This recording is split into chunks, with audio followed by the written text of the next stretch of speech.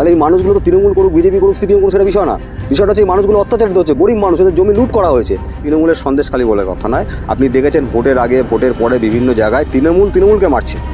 কারণটা কি? কারণ হচ্ছে একটাই, যে লুটের টাকা ভাগ বটনে খুন হচ্ছে। আর এখানে তো সেটা হয়নি, এখানে গরিব মানুষের জমি লুট করেছে। সে তৃণমূল করুক, বিজেপি করুক, কংগ্রেস করুক, গরিব মানুষের জমি লুট করছে, টাকা লুট করছে। মানুষ আজকে ক্ষিপ্র হয়ে গেছে। এখানে তৃণমূল সিপিএম দেখছে না, মানুষ দেখছে এই যে যাদের নাম বললেন, তারা মানুষের কাছে একটা ভীত সন্ত্রস্ত। কিন্তু মানুষ নিজের পায়ে, এখানে কেউ শিখিয়ে দেয়নি কাউকে, নিজের অধিকার বুঝে নেওয়ার জন্যে আজকে তারা মাঠে নেমেছে। এই অধিকার বুঝে নেওয়ার লড়াইতে সিপিএমরা সবসময় পাশে ছিল, সারা রাজ্যে ছিল, সন্দেশখালীতেও আছে, দেশেও ছিল, আছে, ভবিষ্যতেও থাকবে। কারণ যেখানেই অত্যাচার সেখানেই সিপিএম পার্টির লাল ঝান্ডা থাকবেই। এটা আমাদের নৈতিক দায়িত্বের মধ্যে পড়ছে। পাবে না তো এটা তো আপনারা বিশ্বাস করেন যে একটা পুলিশ যারা আন্দোলন করছে তাদেরকে জেলে ঢোকাচ্ছে, আর শাহজাহান বাবুকে খুঁজে পাচ্ছে না? এটা সম্ভব? কারণ এটা সম্ভব তখনই, কারণ যখন এটা পুলিশ, আমার মনে হয়, যেটা আমি জানি না ঠিক কতটুকু, আমার এটা বিশ্বাস যে পুলিশের মদতেই হয়তো শাহজাহান বাবু কোথাও লুকিয়ে আছে। এটা তো আমার বিশ্বাস, সত্যিও নাও হতে পারে। কিন্তু পুলিশ যদি সাধারণ মানুষকে তুলতে পারে, আমাদের লড়াইটা এখানেই। পুলিশকে বলবো নিরপেক্ষভাবে কাজ করতে। আজকে 34 বছর সরকার নেই, তৃণমূলের সরকার কালকে থাকবে না, সুতরাং পুলিশ কিন্তু থাকবে। এই পুলিশকে নিরপেক্ষভাবে কাজ করতে হবে, গরিব মানুষের স্বার্থে কাজ করতে হবে। পুলিশ যদি কারোর দলে কাজ করে, তাহলে কিন্তু আইন বলে একটা জিনিস ভারতবর্ষে এখনও বেঁচে আছে, এটা পুলিশের জেনে রাখা দরকার। পুলিশ, বিডিও যারা, এসডিও যারা আছে, এরা যদি কোনো পার্টির হয়ে কাজ করে, আইন কিন্তু এদের ছেড়ে কথা বলবে না।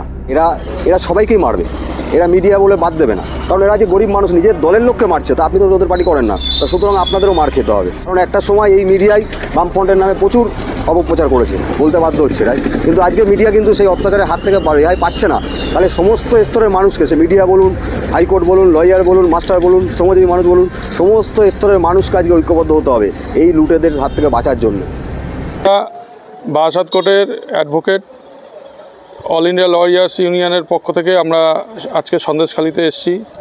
কারণ এখানকার মানুষজন দীর্ঘদিন ধরে তৃণমূল জামানায় শেখ শাহজাহানের এই অত্যাচারের পরে এরা কোনো আইনি সহায়তা পেত না। এদের উপর যা অত্যাচার হয়েছে, এরা কখনো থানায় গেলে কোনো কেস নিত না। আজ আমরা এদের পাশে দাঁড়াবার জন্য এসেছি, এদের ভরসা দিতে এসেছি, এবং থানাতে আমরা বলে যাব যে এখানকার লোকজন এদের উপর এত অত্যাচার করেছে, সেই অত্যাচারের জন্য এরা আজকে দীর্ঘদিন থানায় যেতে ভয় পেত। আজকে এরা সবাই মহিলারা আজকে রাস্তায় নেমেছে। এরা আজকে যাদের আইনি সহায়তা পায়, তার জন্য আজকে তাদের পাশে দাঁড়াবার জন্য আজকে আমরা বারাসাত জেলা অল ইন্ডিয়া আইনজীবী সংঘের পক্ষ থেকে আমরা এখানে এসেছি। আমাদের সঙ্গে আমাদের রাজ্য নেতৃত্ব শেখ শামীম, উনিও এসছেন। আজকে তো আমরা দেখলাম যে 144 ধারা জারি আছে এই সন্দেশখালী থানা। হ্যাঁ, ওটা আমাদের জন্য না, ওটা বিজেপির একটা 4 জন লোক এসেছিল এখানে। ওদের আটকাবার জন্য, একটা মিডিয়ায় প্রচার পাওয়ার জন্য 4 জন লোকের জন্য 400 জন পুলিশ ওখানে দাঁড়িয়ে গেছে, এবং সাংবাদিকরা ভিড় করে দাঁড়িয়ে গেছে। মাত্র 4 জন লোক 4টে গাড়িতে এসছে, এক একটা গাড়িতে এক একজন করে, এবং তাদের সঙ্গে নিরাপত্তা রক্ষীরা ছিল। কিন্তু আমরা নিজেরাই এসেছি, আমরা সকালবেলায় বেরিয়েছি, আমরা 3 জন, আমরা ওপারে গাড়ি রেখে, ধামাখালিতে গাড়ি রেখে আমরা এসেছি। এবং আমরা এসেছি এখানকার লোকেদের আইনি সহায়তা দেওয়ার জন্য, তাদের পাশে দাঁড়াবার জন্য। ওরা এসছে এখানে গণ্ডগোল করার জন্য, আমরা সেই গণ্ডগোল করার জন্য আসিনি। আমরা এসেছি এখানকার লোকেরা যাতে প্রকৃত আইনি সহায়তা পায়, তাদের উপর যে অত্যাচার এতদিন করা হয়েছে, তারা যাতে অভিযোগটা দায়ের করতে পারে, তার জন্য আইনি পরামর্শ আমরা দিতে এসেছি। তারা এসছেন সন্দেশখালী থানায় কি যাওয়া হবে? অবশ্যই যাব। আমাদের রাজ্য নেতৃত্ব আছে, আমরা রাজ্য নেতৃত্বের সাথে আমরা দেখা করব প্রথমে। তারপর আমার প্রাক্তন বিধায়ক আছে, ওনার সাথে আমরা দেখা করব। ওনারা আমরা একসঙ্গে বৈঠক করে তারপরে আমরা। প্রাক্তন বিধায়ক বলতে কে আছে? নিরাপদা সর্দার। আচ্ছা, আজকে দেখতে পাচ্ছি আমরা যে 144 ধারা ধারণ করেছে, কারণ করে যে বিজেপি এই জায়গাটা আসছে। আমরা বুঝতে পারছি না যে বিজেপির এই জায়গাটা আসার কারণটা কি, পরিষ্কার আমরা বুঝতে পারছি না। কি বিজেপির আসার কারণটা এখানে আমাদের কাছে পুরো পরিষ্কার। বিজেপি কোথাও মানুষের মধ্যে নেই, বিজেপি শুধু মিডিয়াতে ভেসে আছে। সেই ভেসে থাকতেই ওরা এখানে এসছে। আর আমরা এসেছি প্রকৃত সহায়তা যেন মানুষ এখানকার পায়, আমরা তাই জন্য এখানে এসেছি। আজকে কি থানাতে আপনাদের কোনো কর্মসূচি আছে? না, আমাদের সেরকম কোনো ঘোষিত কর্মসূচি নেই। আমরা রাজ্য নেতৃত্ব বললাম আগেই, আমাদের রাজ্য নেতৃত্ব আসবে, এসছেন, তাদের সাথে আমরা কথা বলবো, তারপর আমরা থানায় গিয়ে অফিসারদের সঙ্গে কথা বলবো। অফিসারদের সঙ্গে কথা বলবেন। এই যে সন্দেশখালী থানায় যে বর্তমানে যা পরিস্থিতি আছে, এই পরিস্থিতির সম্বন্ধে আপনি কী বলবেন? দেখুন, এই যে পরিস্থিতিটা একদিনের সৃষ্টি হয়নি, এটা দীর্ঘদিনের ক্ষোভের বহিঃপ্রকাশ এখন ঘটছে। এই ক্ষোভের বহিঃপ্রকাশ থেকে মুক্তি দিতে প্রশাসনকে অবিলম্বে শেখ শাহজাহান এবং তার দলবল যে আছে, এদেরকে গ্রেপ্তার করা উচিত এবং এলাকার শান্তি ফিরিয়ে আনা উচিত বলে আমি মনে করি। সন্দেশখালীতে একটা ভয়াবহ পরিস্থিতি সৃষ্টি হয়েছে। এই ভয়াবহ পরিস্থিতি যাতে শান্তিপূর্ণভাবে এখানকার শান্তিপ্রিয় যারা মানুষ আছে তারা যাতে বসবাস করতে পারে, এবং এটা দেখার দায়িত্ব হচ্ছে প্রধানত পুলিশের। পুলিশ যাতে কঠোর হাতে যারা দুষ্কৃতী তাদেরকে গ্রেপ্তার করুক, আর যারা শান্তিপ্রিয় মানুষকে গ্রেপ্তার করছে তাদের অবিলম্বে ছাড়া উচিত, এবং তাদের শান্তিতে বসবাস করতে পারে সেদিকটাই দেখতে হবে। মূলত সন্দেশখালী থানায় কি ঘটেছে? আপনি বারাসাত থেকে এসেছেন, কি দেখুন বিষয়টা বুঝুন আগে। 34 বছর বামফ্রন্ট সরকার ছিল এখানে, সেই 34 বছরের সুফল হচ্ছে সন্দেশখালীর মতো একটা দ্বীপ এলাকা, সেখানকার মানুষ আজকে নিজের পায়ে দাঁড়িয়েছে। আর 12 বছর হচ্ছে তৃণমূল এসছে, সেই মানুষদের লুটে পুটে খেয়েছে এরা। এটা আমার কথা না, এটা টিভি মিডিয়া সবাই দেখাচ্ছে। এখানকার শান্তিপ্রিয় মানুষরা আজকে বাস হাতে নিয়ে বেরিয়ে গেছে।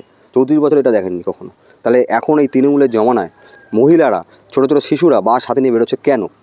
কারণ তারা শান্তিতে নেই। এখানে তো সিপিএম তৃণমূল বলে তো সে বেরোচ্ছে না, প্রকৃত মানুষ এখানকার তারা বাস হাতে নিয়ে বেরোচ্ছে। এটা কোনো দলমত নির্বিশেষে সাধারণ মানুষকে লুট করেছে যারা, সব দলের, মানে এর কোনো দল নেই, সাধারণ মানুষকে যারা লুট করেছে তারা আজকে ঘুরে বেড়াচ্ছে, আর সাধারণ মানুষ জেলখানায় রয়েছে। আমরা দেখেছি মিডিয়া এবং সোশ্যাল মিডিয়ার মাধ্যমে যারা এই বাঁশ লাঠি নিয়ে বেরোচ্ছে মা বোনেরা, তারা প্রকাশ্যে বলছে আমরা টিএমসি করি। হতে পারে, কিন্তু এই যে অন্যায় হয়েছে তারা তো বাদ যায়নি। প্রশ্নটা তো আমাদের এই জায়গাটায়, এই যে তাদের প্রতি যে অত্যাচার হয়েছে, তাহলে আমরা তো সিপিএম পার্টি করি প্রকৃত অর্থে, তাহলে আমরা কেন আসছি? অত্যাচারের পাশে আমাদের থাকতে হবে, এটা আমাদের নৈতিক মানে দায়িত্ববোধ একটা। তাহলে এই মানুষগুলো তো তৃণমূল করুক, বিজেপি করুক, সিপিএম করুক, সেটা বিষয় না।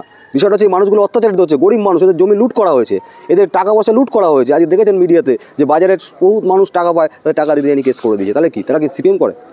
কি পার্টি করে? বিষয়টা না। গরিব মানুষ, সাধারণ মানুষ, মধ্যবিত্ত মানুষ, তারা আজকে আতঙ্কিত, ভীত, সন্তুষ্ট। তাদের পাশে আমাদের দাঁড়ানোটা নৈতিক দায়িত্ব। আপামর সাধারণ মানুষ যারা কলকাতায় থাকে, যারা বিভিন্ন জায়গায়, রাজ্যের সমস্ত মানুষের আজকে এই সন্দেশকারী মানুষের, সাধারণ মানুষের পাশে দাঁড়ানোটা একটা নৈতিক দায়িত্ব বলে আমি মনে করি। গতকাল দেখলাম একাধিক মিডিয়াদের ওপরে চড়া হয় শাসক দলের নেতাকর্মীরা, কি বলবেন? দেখুন, শাসক দল 34 বছরের বামফ্রন্ট দেখেছেন, আর আজকে আপনি তৃণমূল মা মাটি মানুষ সরকার দেখছেন।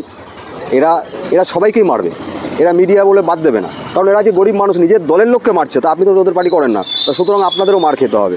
কারণ একটা সময় এই মিডিয়ায় বামফ্রন্টের নামে প্রচুর অপপ্রচার করেছে, বলতে বাধ্য হচ্ছে এরাই। কিন্তু আজকে মিডিয়া কিন্তু সেই অত্যাচারের হাত থেকে রেহাই পাচ্ছে না। তাহলে সমস্ত স্তরের মানুষকে, সে মিডিয়া বলুন, হাইকোর্ট বলুন, লয়ার বলুন, মাস্টার বলুন, শ্রমজীবী মানুষ বলুন, সমস্ত স্তরের মানুষকে আজকে ঐক্যবদ্ধ হতে হবে এই লুটেদের হাত থেকে বাঁচার জন্য। তৃণমূলের শাসন চলছে, এই শাসনকালে তৃণমূলের পঞ্চায়েত সমিতির সদস্য শিবু হাজরা, তার পোলট্রি ফার্ম এবং ফিশারি লুটপাট হচ্ছে, শুধু সন্দেশখালীতে নয়, আমরা শুনলাম জেলেখালিতে হয়েছে। কি বলবেন? দেখুন, বলার কিছুই নেই, আপনারা এটা বুঝতে পারবেন। শুধু তৃণমূলের সন্দেশখালী বলে কথা নয়, আপনি দেখেছেন ভোটের আগে, ভোটের পরে বিভিন্ন জায়গায় তৃণমূলকে মারছে। কারণটা কি? কারণ হচ্ছে একটাই, যে লুটের টাকা ভাগ বটনে খুন হচ্ছে। আর এখানে তো সেটা হয়নি, এখানে গরিব মানুষের জমি লুট করেছে। সে তৃণমূল করুক, বিজেপি করুক, কংগ্রেস করুক, গরিব মানুষের জমি লুট করছে, টাকা লুট করছে। মানুষ আজকে ক্ষিপ্র হয়ে গেছে। এখানে তৃণমূল সিপিএম দেখছে না, মানুষ দেখছে এই যে যাদের নাম বললেন, তারা মানুষের কাছে একটা ভীত সন্তুষ্ট। কিন্তু মানুষ নিজের পায়ে, এখানে কেউ শিখিয়ে দেয়নি কাউকে, নিজের অধিকার বুঝে নেওয়ার জন্যে আজকে তারা মাঠে নেমেছে। এই অধিকার বুঝে নেওয়ার লড়াইতে সিপিএমরা সবসময় পাশে ছিল, সারা রাজ্যে ছিল, সন্দেশখালীতেও আছে, দেশেও ছিল, আছে, ভবিষ্যতেও থাকবে। কারণ যেখানেই অত্যাচার সেখানেই সিপিএম পার্টির লাল ঝান্ডা থাকবেই। এটা আমাদের নৈতিক দায়িত্বের মধ্যে পড়ছে। পাবে না তো। এটা তো আপনারা বিশ্বাস করেন যে একটা পুলিশ যারা আন্দোলন করছে তাদেরকে জেলে ঢোকাচ্ছে, আর শাহজাহান বাবুকে খুঁজে পাচ্ছে না? এটা সম্ভব? কারণ এটা সম্ভব তখনই, কারণ যখন এটা পুলিশ, আমার মনে হয়, যেটা আমি জানি না ঠিক কতটুকু, আমার যেটা বিশ্বাস যে পুলিশের মদতেই হয়তো শাহজাহান বাবু কোথাও লুকিয়ে আছে। এটা তো আমার বিশ্বাস, সত্যিও নাও হতে পারে। কিন্তু পুলিশ যদি সাধারণ মানুষকে তুলতে পারে, আমাদের লড়াইটা এখানেই। পুলিশকে বলবো নিরপেক্ষভাবে কাজ করতে। আজকে 34 বছর সরকার নেই, তৃণমূলের সরকার কালকে থাকবে না, সুতরাং পুলিশ কিন্তু থাকবে। এই পুলিশকে নিরপেক্ষভাবে কাজ করতে হবে, গরিব মানুষের স্বার্থে কাজ করতে হবে। পুলিশ যদি কারোর দলে কাজ করে, তাহলে কিন্তু আইন বলে একটা জিনিস ভারতবর্ষে এখনও বেঁচে আছে, এটা পুলিশের জেনে রাখা দরকার। পুলিশ, বিডিও যারা, এসডিও যারা আছে, এরা যদি কোনো পার্টির হয়ে কাজ করে, আইন কিন্তু এদের ছেড়ে কথা বলবে না, তখন কিন্তু এরা খুব বিপদে পড়বে। পুলিশকে সবাই শাসন করে, একটা হিন্দিতে কথা আছে, চিট মেবি পট মেবি। যখন বামফ্রন্ট সরকার ছিল, আমরা দেখেছি পুলিশ প্রশাসনকে তারা সাপোর্ট করতো। তখন তৃণমূল, বর্তমান যারা শাসক দল আছে, তারা পুলিশকে নিয়ে বিভিন্ন রকম নানাকুটি কথা বলতো। আজকে তারা শাসক দলে এসছে, তারাও তৃণমূল পুলিশ প্রশাসনকে বাঁচানোর চেষ্টা করছে। বিভিন্ন দেখবেন মিডিয়ায় বসে বড় বড় যারা তৃণমূলের মুখপাত্র আছে শাসক দলের, তারা পুলিশকে বাঁচানোর চেষ্টা করে। বর্তমানে যে পরিবর্তন হবে, সেও পুলিশকে বাঁচানোর চেষ্টা করবে। তাহলে পুলিশ তো সবসময় সুরক্ষিত। আপনারা পুলিশকে ধুমকি দেন বিভিন্ন জায়গায়, মমতা ব্যানার্জি এক সময় দিয়েছিলেন, আজকে আপনারা দিচ্ছেন। পুলিশ তো যেখানেই যাবে তার সিকিউরিটি সে পাবে। কী বললেন এই বিষয়ে?